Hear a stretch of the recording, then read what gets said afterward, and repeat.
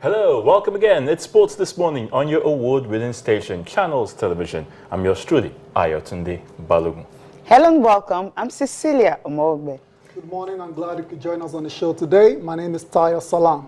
All right, sit back, relax, wherever you're watching this. It promises to be an exciting package. And the top on our agenda for the show this morning, we're taking a look, first of all, at the Federal Executive Council that has just been newly inaugurated. And after several months of waiting, Nigeria finally gets a new Minister of Youth and Sports.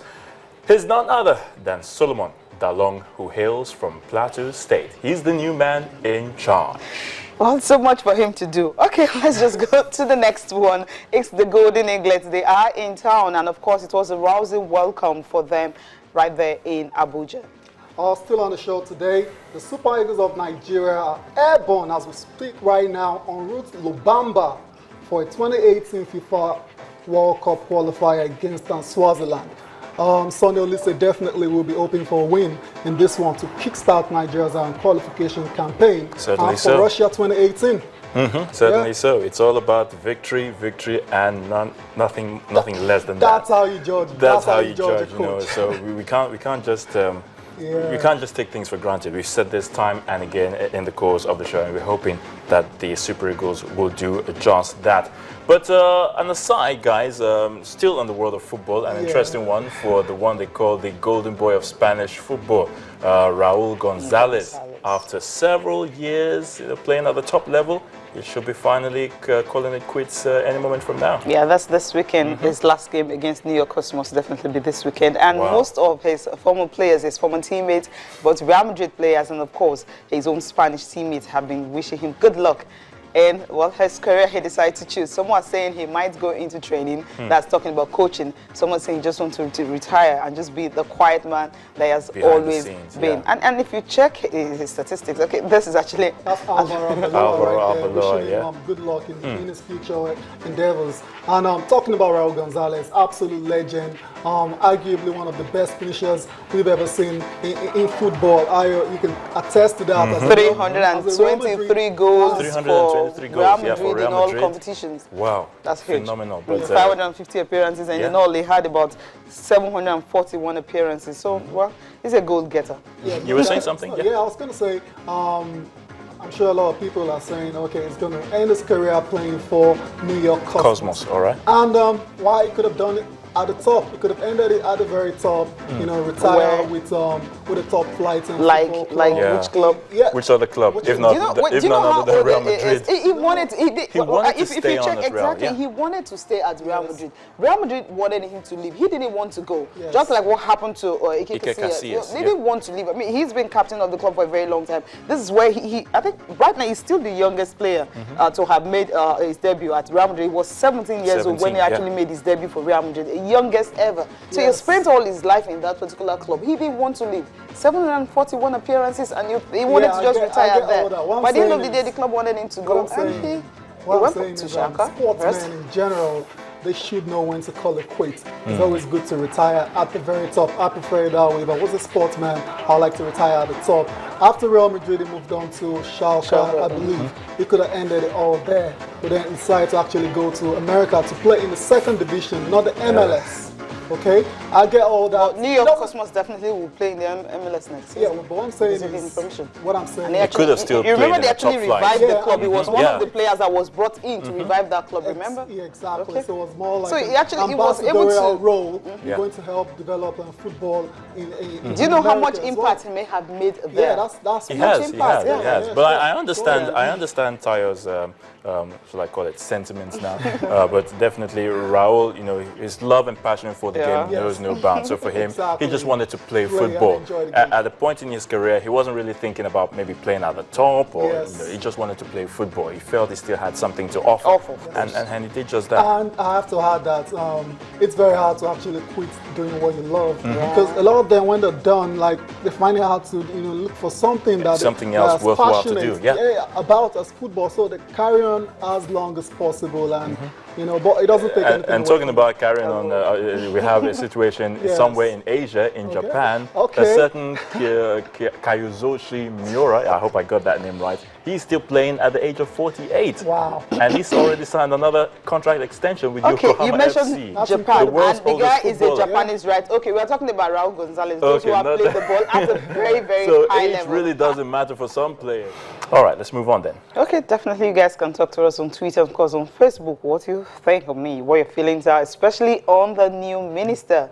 What do you guys really want him to do? I mean, you can set an agenda for him because everyone was actually saying we don't need a sports minister. But you have Solomon right now. What do you want him to really do to ensure that he would not just be a football minister? So follow the hashtag there on the discussion at Solomon Dalong. Then Golden Eaglets, because they are in the country. Raul Gonzalez, the fact that he will be playing his last game for New York Cosmos this weekend. Of course, World Cup qualifier, the Super Eagles will be in action tomorrow, 7 p.m. Nigerian time against Swaziland. And of course, athletics doping. IOC President Thomas Bach says he's shocked to note that, well, Lamin Dia, talking about the former IWF president, was actually, part of the whole scenario, having to cover up athletes who have actually doped and allowing some of them to compete at the London Olympic Games. Talk to us following those hashtags on your screen. Okay, so the Golden Eaglets. I think they said at the airport yesterday, Yeah, so the cultural festival, everyone was All there. the razzmatazz People actually that goes came with it. to really welcome them. And I was a bit jealous, I mean, if there's Jealous? Lagos, yeah, because Why? I wasn't there. We're busy here trying to do all the job we needed to do. Well, these are the guys who coming in all young, smiles and all that. I mean, they're really happy.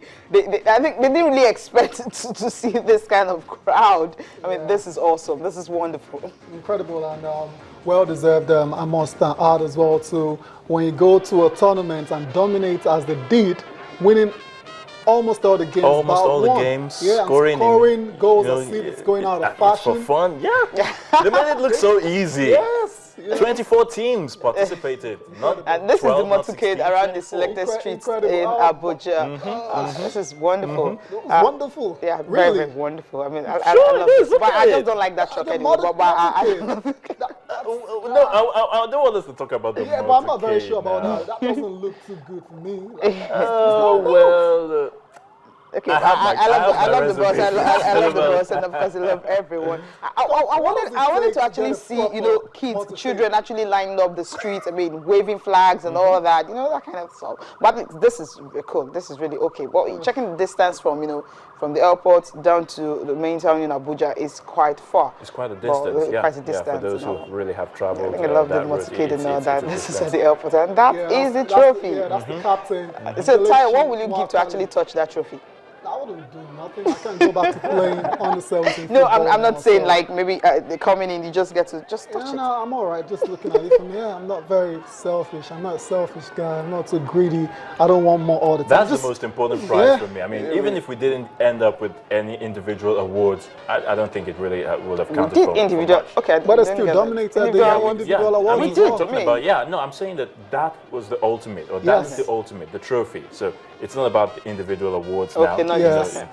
We got the main trophy, and that for me, it was just the icing on the cake. Definitely, the individual yeah, awards. yeah, But yeah. going forward now, yes, the lads have returned.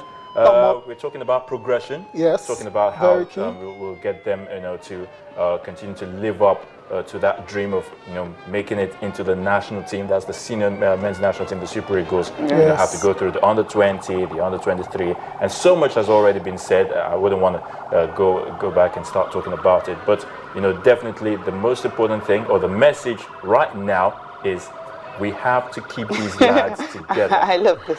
Just look at them. That's He's amazing. happy. Just look at them. For some of them, if not many, it might just be a once in a lifetime experience, because Of course, you can go back to under 17 that's what again. I'm I saying. mean, it's all of them. Except Once- if you have to replicate that at under 20 level, Level, which they okay, haven't that's a done different- yet. Yeah, so Well, that's I'm a hoping challenge with, for them. with this present squad, Yeah. they can do it. Yeah, hopefully they can. can do it, but then we have to realize it's very hard to keep a team together. It's difficult. Different things can happen to different players. Some players will actually progress really fast and start playing in top flight competitive football soon.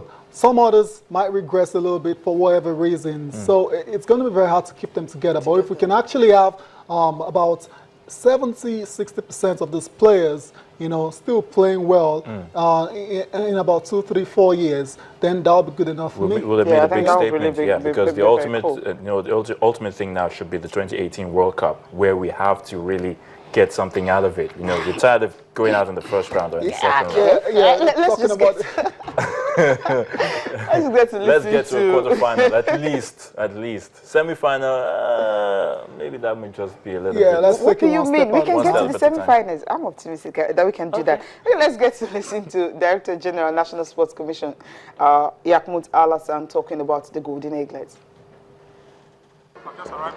I'm delighted that I've been instructed to receive them in the interim on behalf of the federal government and the new Honorable Minister of Youth and Sports.